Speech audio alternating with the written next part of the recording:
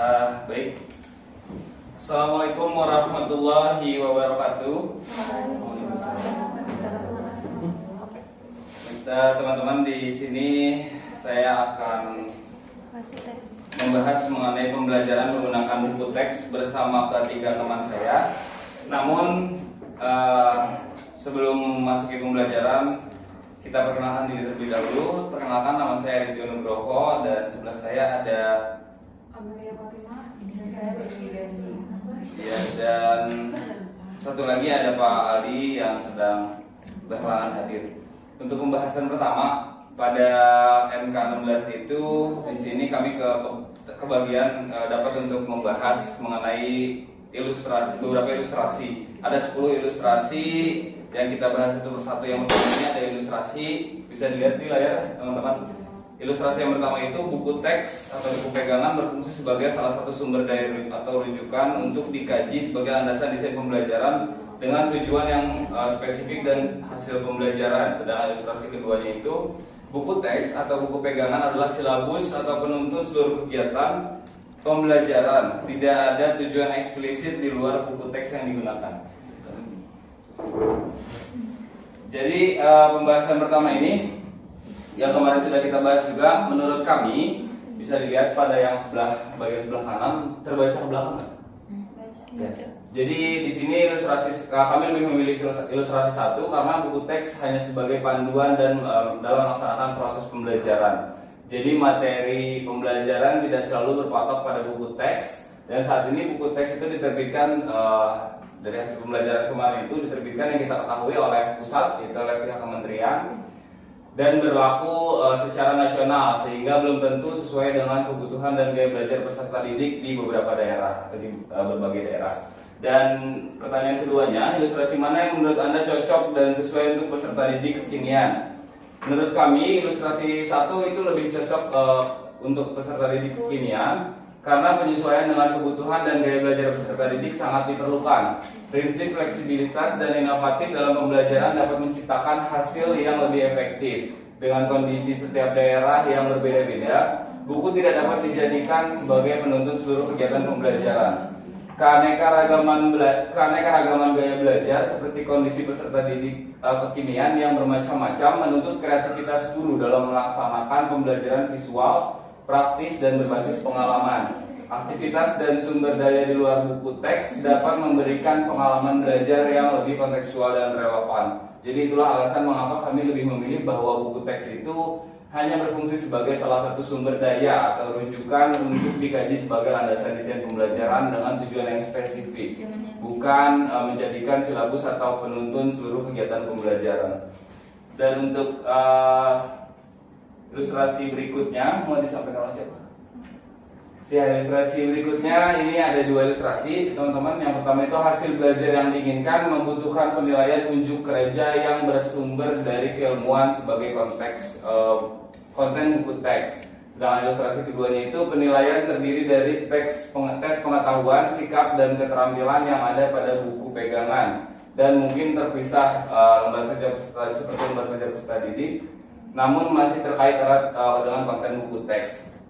Pada pertanyaan pertama, ilustrasi mana yang sering Anda lakukan atau yang kami lakukan, dan mengapa kelompok kami memilih ilustrasi tersebut? Jadi memang sejauh ini kami masih menggunakan ilustrasi kedua karena penilaian pengetahuan, sikap, dan keterampilan sejauh ini masih sering digunakan.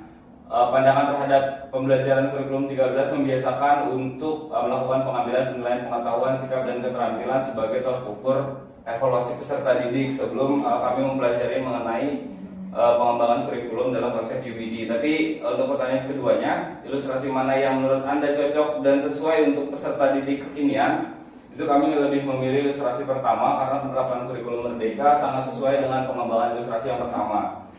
Capaian pembelajaran kurikulum merdeka merupakan pengetahuan dan wawasan yang diharapkan dapat menghasilkan sesuatu seperti halnya unjuk kerja atau C6 ya, kalau dari terkait capaian pembelajaran. Pengembangan kriteria pembelajaran, pengembangan rubrik penilaian, dan penyusunan materi pembelajaran dengan menyesuaikan prinsip UBD dalam pembelajaran kurikulum merdeka lebih efektif dan tepat sasaran digunakan untuk peserta didik kekinian. Jadi ilustrasi ini akan lebih efektif untuk menyesuaikan kemampuan dan potensi serta gaya belajar peserta didik saat ini. Selanjutnya akan disampaikan oleh Ibu Amel untuk ilustrasi berikutnya, dipersilakan. Ilustrasi yang pertama itu digunakan untuk mengungkap, meneliti, dan mengeksplorasi pertanyaan-pertanyaan penting dan tantangan ilmuwan yang mendukung kinerja ini dalam subjek. Kemudian ilustrasi yang kedua, tugas peserta didik adalah mengetahui apa yang ada dalam teks, pertanyaan penting dan tujuan serta kinerja belajar terdapat di dalamnya, sehingga buku teks merupakan panduan membaca, diskusi, dan persiapan hingga akhir. Nah, pertanyaan yang pertama, kelompok kami sering melakukan ilustrasi yang pertama karena buku teks memainkan peran dalam mendukung pembelajaran yang memungkinkan peserta didik untuk lebih mendalami materi pembelajaran.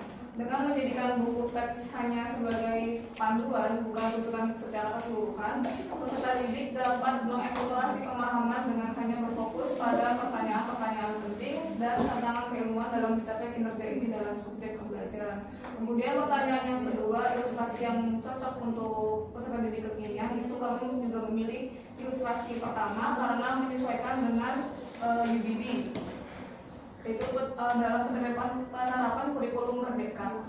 Ilustrasi tersebut lebih mendorong peserta didik untuk mengarahkan untuk lebih eksplor ya dari apa yang ingin dicapai. Hal itu membantu guru dan peserta didik untuk lebih memahami tujuan pembelajaran utama dan bagaimana konsep tersebut diaplikasikan dengan efektif. Nah, ilustrasi pertama itu juga secara tidak langsung lebih menginspirasi proyek penelitian dan tugas kreatif dengan menyediakan pemahaman konsep mendalam yang berfokus pada kinerja inti pembelajaran.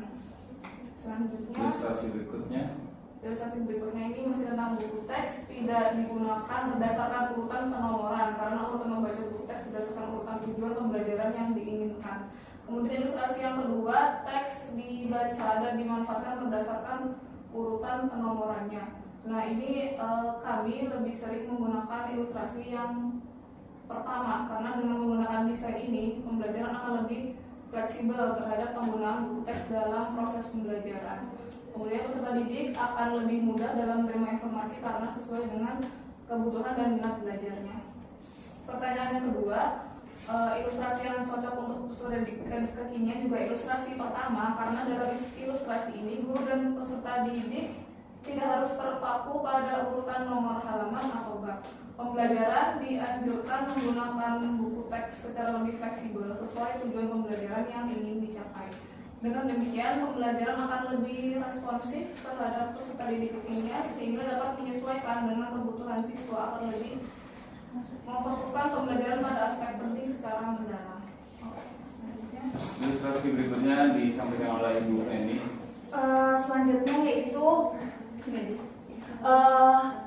kasus yang selanjutnya, ilustrasi pertama, buku teks ini adalah salah satu sumber daya dan rujukan di antara banyaknya sumber belajar. Buku pegangan termasuk sebagian materi dan umumnya hanya digunakan untuk merangkum ide-ide penting dan sebagai landasan memecahkan masalah dan dukungan argumen penting. Sementara ilustrasi kedua, buku teks sumber primer dan bahan sumber lainnya jarang digunakan. Misal tidak menggunakan media massa, media sosial, dan sebagainya.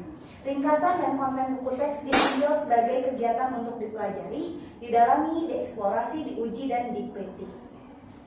Nah, pertanyaannya, ilustrasi mana yang sering Anda lakukan, satu atau dua? Dan mengapa kelompok Anda memilih ilustrasi tersebut? Nah, kelompok kami di sini lebih sering menggunakan ilustrasi satu karena memberikan fleksibilitas bagi peserta didik untuk dapat menjelajahi informasi secara mendalam.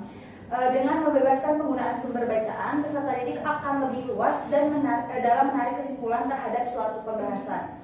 Terus, ilustrasi mana yang menurut Anda itu lebih cocok untuk peserta didik? Nah, menurut kelompok kami, ilustrasi satu ini lebih cocok dengan peserta didik karena dengan tidak menjadikan buku teks sebagai sumber primer, pembelajaran dapat dikemas dengan lebih dalam dan luas. Buku teks seringkali memerinci informasi tentang suatu materi ajar, namun informasi tersebut sudah melalui proses penyaringan dan penyajian oleh penulis buku teks sehingga perlu adanya informasi tambahan dari luar buku teks sehingga informasi yang didapat itu menjadi akurat dengan penjelasan materi yang dibutuhkan dan itu sangat cocok bagi peserta didik kekinian agar dapat menyaring informasi dengan baik. Saya kembalikan pada Pak. Ya, mungkin itu saja yang bisa kami terangkan mengenai 5 ilustrasi tadi, 5 perbandingan ilustrasi tadi. Selanjutnya apakah ada yang ingin didiskusikan?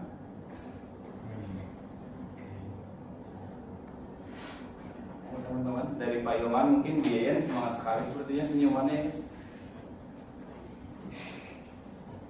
Dari Bu Ratna biasanya ingin menanggapi, ada yang mau didiskusikan Bu Ratna? Tahu bagaimana Pak? Oke. Sebetulnya ilustrasi-ilustrasinya yang sudah dijelaskan itu memang hanya refer pada satu poin, yaitu adalah buku teks. Bagaimana kita menggunakan buku teks atau bagaimana kita memanfaatkan buku teks yang ada di sekolah dalam proses pembelajaran. Hanya tadi saya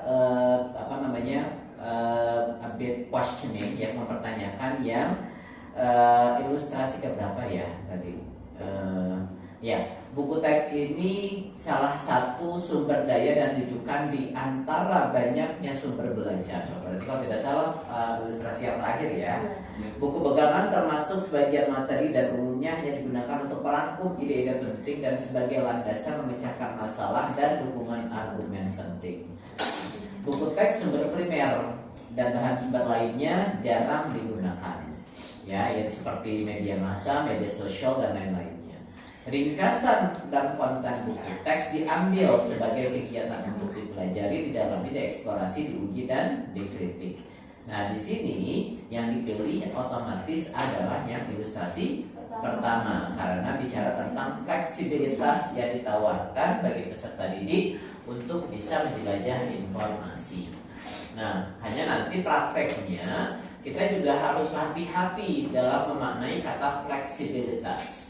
Ya, dalam memaknai kata fleksibilitas. Kenapa kita harus hati-hati? Kalau kita kaitkan lagi dengan kemarin istilah metaverse, metaverse itu kan tidak punya barrier, tidak punya batasan, ya, tidak punya batasan.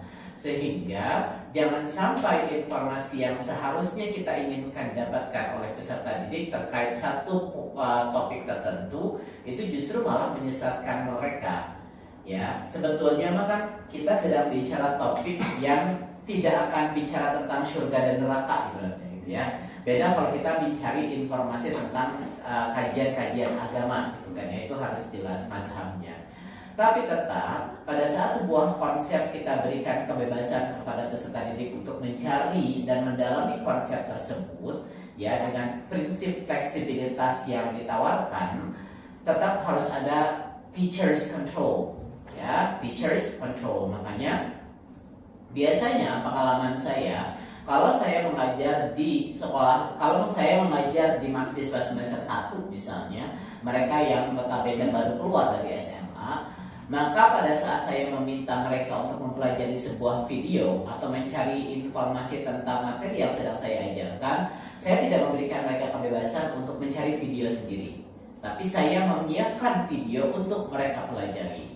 Lalu saya katakan bahwa kalau kalian belum paham secara detail informasinya seperti apa dari video tersebut, silakan explore lagi. Tapi setidaknya kita sudah memberikan batasan-batasan. Nah, ini harus kita sepakati ya, bahwa dalam kurikulum itu kalau kita kaitkan dengan istilah kemarin metaverse ya kan ya, di mana tidak ada batasan, fleksibilitas tinggi, tapi tetap di dalam kelas kita harus memberikan batasan-batasan tersendiri ya kan ya. Nanti teman-teman pada saat PPL membawa karakteristik UBD yang kita berikan yang seperti ilustrasi ini, buku primer itu, buku teks itu bukan sebagai rujukan utama, tapi hanya sebagai salah satu sumber daya atau salah satu rujukan.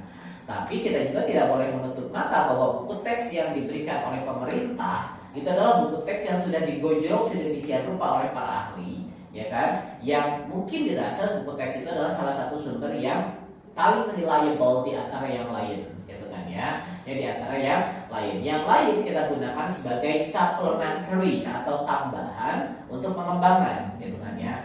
Nah, jika kita memang eksplor lewat jejaring yang lain, seperti misalnya video dan yang lainnya, pesan saya adalah pastikan bahwa pertama kalinya kalian itu adalah merekomendasikan, bukan memberikan kebebasan, karena memberikan kebebasan itu khawatir nanti malah kemana-mana jalurnya. Tapi merekomendasikan, kalau kita melihat konsep kalau kita melihat konsep UBD, ya kan, di mata kuliah ini, di mata kuliah kita, kan kita direkomendasikan sebuah video, toh, benar nggak? Ya kan, di kurikulum ini adalah kita direkomendasikan sebuah video, silakan tonton video ini, silakan tonton video ini. Apa alasannya? Alasannya adalah supaya kita punya basic yang sama dulu. Nanti baru konsep pengembangannya diberikan kebebasan, gitu ya. Itu saja mungkin. Jadi maksud saya adalah berikan penekanan bahwa oke, fleksibel, tapi tetap harus ada pengawasan, gitu kan ya. Jadi berikan tambahan penjelasannya di situ, ya, sehingga tidak terkesan penjelasannya itu terlalu bebas, gitu, ya. Itu ya. Oke, ya, silakan. Ditutup saja, Pak. Boleh. Ya, terima kasih sebelumnya Pak Abdul Rashid atas tambahan informasi yang dari hasil pembahasan kami. Mungkin itu saja yang bisa kami sampaikan mengenai perbandingan ilustrasi pada pagi hari ini. Saya Aditya Nugroho bersama Ibu Amelia dan Ibu Feni mohon pamit undur diri. Wabillahi taufiq wal hidayah. Wassalamualaikum warahmatullahi wabarakatuh.